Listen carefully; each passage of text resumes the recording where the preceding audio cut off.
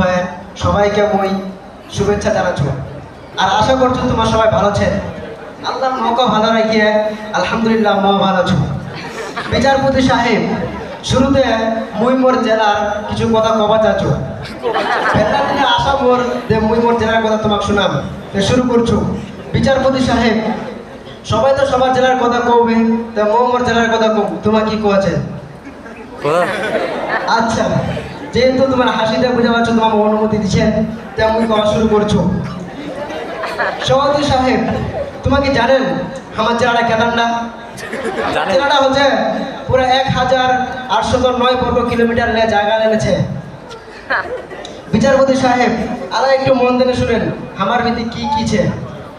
আমার বাংলাদেশ, আমার দেশ, আমার জেলার এমন কিছু জিনিস সারা বাংলাদেশের এমন জিনিস নাই। ঘটনায় তো পাওয়া যাবে নি, কয়েকটা খালি শুনো।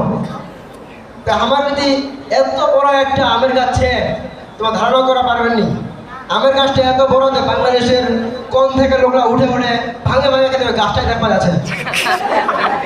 বিচারপতি সাহেব, তোমাকে আমি কি করব? গাছটার গোড়া খানা খালি 8 বিঘা, আর ঠান্ডার কথা বাদে দিন। বিচারপতি সাহেব, খালি কি এলাই শুনবেন, আরো কিছু শুনো। এই যে তোমার যে কাঁচা মাল রাখাচ্ছেন, আলু, টমেটো, তারপরে ঢেঁড়স, তারপরে কিলা, চেডুল মেডুল যেটা খাচ্ছেন, তোমাকে জানেন এটা কিনতে হচ্ছে? আরে আমার তো চাষাবাদ করছি, ওরা ওটিতে হচ্ছে। আমার যদি ওটা না বাড়াই তাহলে তোমার না খায় বড় হবে। সভাপতি সাহেব, আরো কিছু শুনো। সভাপতি সাহেব, তোমার তো কয়না বুঝাইনি যাবে। আমার বিধি যে এখন হাঁটছে গরু ছাগলের হাট, কি আর কম তোমার এত বড় হাট খান, আর এতলা গরু আর ছাগল পোয়াখানতে রাখি, পোয়াখান রাখার জায়গা নাই, খালি ছাগল আর গরু, একটা গরু খালি ওঠে। এখান তো খালি হাটখানের কলের কথা। আমার কি ওই হাটখান যে এত বড়, তোমার কি যাবেন ঘটনায় পাবেন ওটি, কিন্তু কবেন দোকানদারটা, আর দোকানদার তোমাকে দিয়ে দেবে সাথে সাথে। আরেকটা কথা শুনো, তাহলে দেখো আমার দি টিন আছে, আমার দি চাষাবাদ কও, রাজনীতি কও, রাজবাড়ি কও, তারপরে কাঁচামাল আবাদ কও, সব কিছু আমার দিচ্ছে। তাহলে তোমায় কও কে সেরা হওয়া পারে?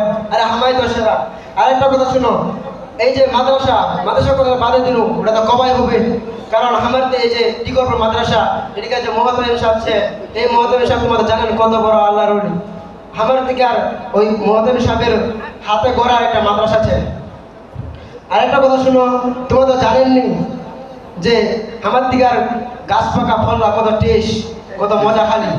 যদি আমার দিকে যাই আর ওই গাছ পাকা আমলা খাই, তাহলে